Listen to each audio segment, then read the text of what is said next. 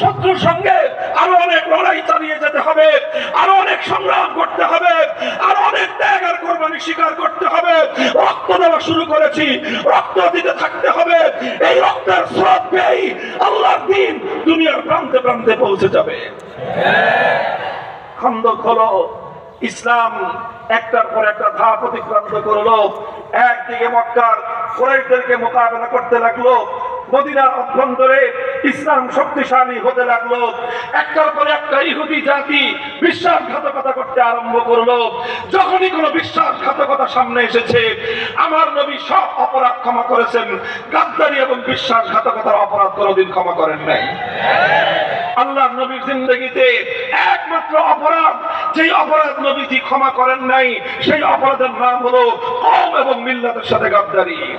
ইতিহাস পড়ো, মদিনাতে ইহুদি তিনটা সম্প্রদায় ছিল, বনু কাইনুকা, বনু নজির, বনু কুরাইজা। এই তিন সম্প্রদায়ের সাথে যার গাদ্দারি যেই পরিমাণ ছিল, আমার নবী তার সঙ্গে সেই পরিমাণ কঠোর আচরণ করেছেন। বনু কাইনুকা সর্বপ্রথম গাদ্দারি করলো। মদিনার বাজারের মধ্যে বনু কাইনুকার এক দুরাচার, একজন মুসলিম নারীর ইজ্জত হরণ করার জন্য একজন মুসলিম নারীকে, একজন সম্ভ্রান্ত সাহাবিয়াকে সমগ্র বাজারবাসীর সামনে অসম্মান এবং অপমান করার দুরভিসন্ধি করলো। একজন মহিলা বাজারে গেছে পণ্য ক্রয় করতে, তিনি বসে বসে কোনো পণ্য যাচাই করছিলেন, পণ্য দেখছিলেন। এমন সময় বনু কাইনুকার এক দুরাচার পেছন দিক থেকে এসে সেই নারীর নিচের নিম্নাঙ্গে পরিধেয় বস্ত্র, সেটাকে কাঁটা দিয়ে তার শরীরের পিঠের সঙ্গে বিদ্ধ করে দিয়েছে, উপরের কাপড়ের সঙ্গে। মহিলা যখন দাঁড়িয়ে গেছে, তখন তার পিছনের কাপড়, নিচের কাপড়টা উপরে উঠে তিনি বিবস্ত্র হয়ে পড়েছেন। আর এই দৃশ্য দেখে দুরাচার ইহুদিরা অট্ট হাসিতে ফেটে পড়েছে। একজন সম্ভ্রান্ত মুসলিম নারী নিজের এই অসম্মান, এই অপমান, এই মর্যাদায় চিৎকার করে জমিনের মধ্যে বেহুশ হয়ে পড়ে গিয়েছেন। এই দৃশ্য দেখেছেন একজন সাহাবী, নিজের এক বোনের ইজ্জতের উপর এই ধরনের কুলাঙ্গারদের এই হস্তক্ষেপ বরদাস্ত করতে পারেননি। কোষবদ্ধ তরবারি কোষ মুক্ত করে যেই দুরাচার এক বোনকে তার ইজ্জতের উপর, তার সম্মান এবং মর্যাদার উপর আক্রমণ করেছিল, নিজের তরবারি উন্মুক্ত করে তার বিচার করলেন, সেখানেই তার কল্লা শরীফ থেকে উড়িয়ে দিলেন। মুহতারাম হাজিরিন, সঙ্গে সঙ্গে এক মুসলমান ভাই নিজের বোনের, এক নারীর ইজ্জত, এক নারীর সম্মান এবং মর্যাদা কতটা সুচ্চে, কতটা গুরুত্বপূর্ণ, সেটা তিনি প্রমাণ করলেন। পাল্টা আক্রমণ আসলো, ইহুদিরাও হামলা চালিয়ে মুসলিম সাহাবীকে শহীদ করে দিল। একজন মুসলিম সাহাবী আর একজন ইহুদি দুরাচার নিহত হলো। দুটি ঘটনা সংঘটিত হওয়ার পর গোটা মদিনা তোলপাড় হয়ে গেল। বিচার গেল আল্লাহর নবীর কাছে। নবীজি সব ঘটনা শোনার পর সিদ্ধান্ত গ্রহণ করলেন, গাদ্দারি আর বিশ্বাসঘাতকতা ইহুদিরাই করেছো তোমরা। আমার বোনের গায়ে হাত তুলেছ, তোমরা মুসলিম নারীর ইজ্জতের উপর আঘাত করেছ, তোমরা এক মুসলিম নারীকে ওপেন একটা উন্মুক্ত স্থানে তার আবরণ, তার সদর খুলে দিয়ে তার সম্মান এবং সম্ভ্রমের কাপড় খুলে নিয়েছ। মুসলমানদের এক নারীর ইজ্জতের উপর যখন আঘাত করা হয়, সেটা এক নারীর উপর আঘাত থাকে না, সে আঘাত গোটা উম্মতের উপর হয়।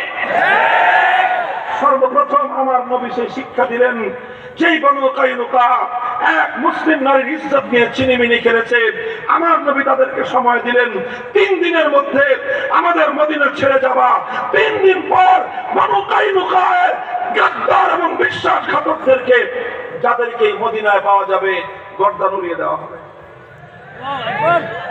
দুনিয়ার মুসলমান, এক বোনের ইজ্জত কিভাবে রক্ষা করতে হয়, এক মায়ের সম্ভ্রমের কত মূল্য, এক কন্যার ইজ্জতের কত মূল্য, দুনিয়ার কারো কাছ থেকে তোমার এবং আমার শিখতে হবে না। দুনিয়ার ওই মানবতার ধ্বজাধারী পাশ্চাত্যের নারী অধিকার লঙ্ঘনকারীদের কাছ থেকে আমাদেরকে নারীর সম্ভ্রম, সম্মান আর নারীর অধিকারের সবক আমাদের পড়তে হবে না। আমাদের সবক দিয়েছেন আমাদের নবী, আমাদের সবক দিয়েছেন আমাদের পুণ্যাত্মা সাহাবায়ে কেরাম, আমাদেরকে শিক্ষা দিয়েছেন এক বোনের ইজ্জতের হেফাজতের জন্য প্রয়োজনে একটি যুদ্ধ হবে, প্রয়োজনে একটি লড়াই হবে, প্রয়োজনে হাজারো ভাই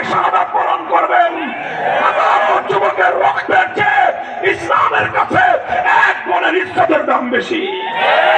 মুসলমান সেই জাতি যারা সুদূর হিজাজ থেকে 17 বছরের তরুণ সেনাপতি মোহাম্মদ বিন কাসিমের নেতৃত্বে সিন্ধু অভিযান চালায়। শুধু উদ্দেশ্য ছিল এক মুসলিম নারী রাজা দাখিলের জিন্দানখানা থেকে চিঠি পাঠিয়েছিল, বার্তা পাঠিয়েছিল, হে হাজ্জাজ বিন ইউসুফ মুসলমানদের শাসক, তুমি আরামের ঘুম ঘুমাও, সিংহাসনে বসে রাজত্ব পরিচালনা করো। আর 5000 মাইল দূরে সিন্ধু এলাকায় এক অত্যাচারী রাজা বাদশার অন্ধকার কারা প্রকোষ্ঠে তোমার এক বোন ইজ্জত লুণ্ঠিত হওয়ার অপেক্ষায় প্রহর করে লজ্জা লাগে না?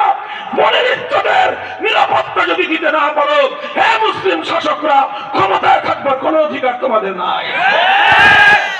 হযরতে মুহাম্মদ বিন কাসিম রাহিমাহুল্লাহ তাআলা 17 বছরের তরুণ সেনাপতি হিন্দুস্তানে সফর করলেন, সিন্ধু অভিযান পরিচালনা করলেন, ইতিহাসের অত্যাচারী শাসক রাজা দাখিলকে পরাস্ত করলেন, তার জিন্দানখানার লৌহকপাট ভেঙে গুড়িয়ে দিয়ে নিজের বোনকে জিন্দানখানা থেকে মুক্ত করার পর আরশের মালিককে রক্ষা করে বলেছিলেন, কদ আদাইতু ফরিজতি, কদ আদাইতু ফরিজতি।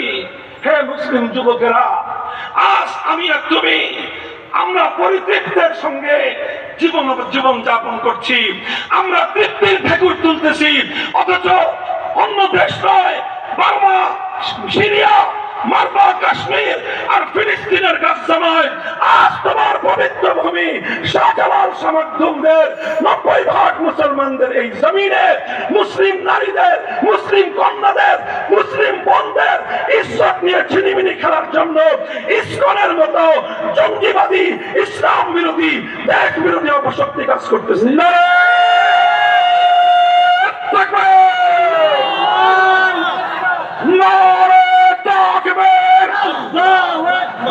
আমার বোনের ইজ্জত করব আমরা হেফাজত, আমার বোনের ইজ্জত করব আমরা হেফাজত, করব আমরা হেফাজত, আমার মায়ের ইজ্জত, আমার মায়ের ইজ্জত করব আমরা হেফাজত। ইসকনের বিরুদ্ধে দাঁড়াও একসাথে, রুখে দাঁড়াও একসাথে, ইসকনের বিরুদ্ধে নারে তাকবীর।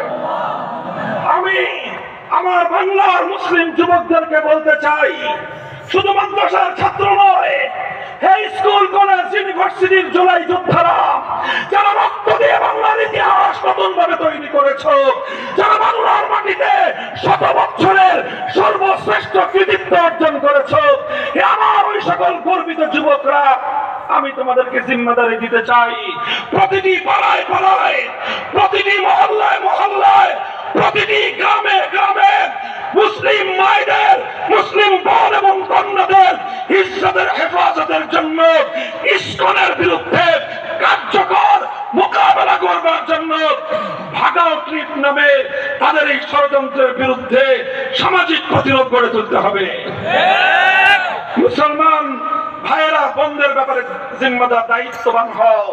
মুসলিম বাবারা, তোমাদের কন্যাদেরকে সচেতন করো।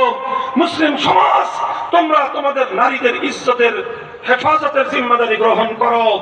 রাষ্ট্রকে আর কি বলবো, এক অথর্ব সরকার ব্যবস্থা আমরা পেয়েছি, এক অথর্ব সরকার ব্যবস্থা আমরা পেয়েছি। সরকারগুলো একটার পর একটা পরিবর্তন হয়, কখনো তারা ভারতকে কুর্নিশ করে, কখনো তারা পশ্চিমাদেরকে কুর্নিশ করে, কখনো তারা রাশিয়ার সামনে মাথা নয়, কখনো তারা ওয়াশিংটনকে সেজদা করে। মুসলমান নিজের বোনের ইজ্জতের দিকে তাদের দৃষ্টি নাই। এই সকল অপদার্থ সরকারের উপর নির্ভর করে দেখবার সময় আমাদের নাই। আমাদের নিজেদের ঘরগুলোকে নিজস্ব ব্যবস্থাপনায় রক্ষা করতে হবে। মুহতারাম হাজিরিন, বনু কাইনুকার ঘটনার উদ্ধৃতি দিয়ে আমি বলেছিলাম, এরপরে বনু নজির বিশ্বাসঘাতকতা করলো, নবীজি তাদেরকে মদিনা থেকে বহিষ্কার করলেন। সর্বশেষ গজওয়ে খন্দকের সময় বনু কুরাইজা সবচেয়ে বড় গাদ্দারি করেছিল, আল্লাহর নবী তাদেরকে সবচেয়ে বড় শাস্তি দিয়েছিলেন। কাজেই হে মুসলমান, খবরদার, আর যে কোনো ভুল করো ক্ষমা আছে, গাদ্দারির কোনো ক্ষমা নাই। এবং মিল্লাতের সঙ্গে কেউ গাদ্দারি করার দুঃসাহস দেখাবে না। খবরদার নিজের ব্যক্তিগত স্বার্থে, দুনিয়ার স্বার্থে, অর্থের লোভে, ক্ষমতার লোভে কওম এবং মিল্লাতের স্বার্থকে যারা জলাঞ্জলি দেয় তাদেরকে কওম এবং মিল্লাত উপযুক্ত শিক্ষার ব্যবস্থা করতে হবে। এইভাবে আমার নবী মদিনাকে ইহুদি শূন্য করলেন।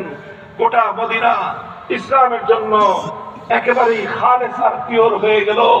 সর্বশেষ আমার নবী একটা টার্নিং পয়েন্টে এসে ঐতিহাসিক আরেকটা সিদ্ধান্ত গ্রহণ করলেন, যেটা ছিল 7ম হিজরিতে আল্লাহর নবীর হুদায়বিয়ার সফরের সময়, যেটা হুদায়বিয়ার উমরার সফর ছিল। চূড়ান্ত ভাবে উমরার হুদায়বিয়া পরিবর্তন হয়ে এটা গজওয়াতুল হুদায়বিয়ার যুদ্ধে রূপান্তরিত হলো। শেষমেশ